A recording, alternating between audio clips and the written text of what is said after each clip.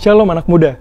Hari ini saya akan membagikan sebagian dari firman Tuhan yang berjudul Dengarlah Suaranya, yang saya ambil dari 1 Samuel 3 ayat yang ke-10 yang berbunyi, lalu datanglah Tuhan berdiri di sana dan memanggil seperti yang sudah-sudah, Samuel, Samuel.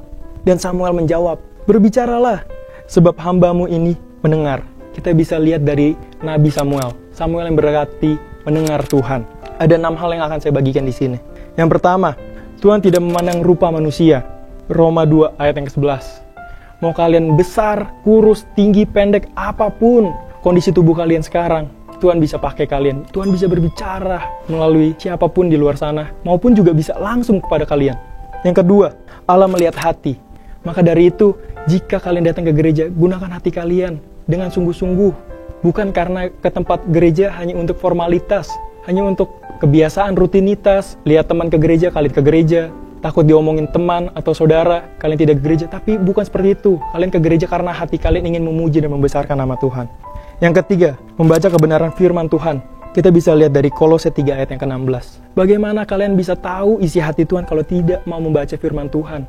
Apakah kalian hanya bertanya kepada orang? Belum tentu orang itu juga benar. Maka dari itu kalian harus menggali lagi firman Tuhan lewat Alkitab. Yang keempat, berdoa dan berpuasa. Matius 17 ayat yang ke-21. Kenapa kalian harus berdoa dan berpuasa? Tidakkah cukup berdoa saja? Karena ketika kalian berpuasa, kalian punya kuasa untuk mengusir kuasa kegelapan. Iman, dari Ibrani 11 ayat yang ke-1. Kita jangan seperti Thomas, yang melihat baru percaya. Tapi kita tanpa melihat harus percaya. Itulah iman.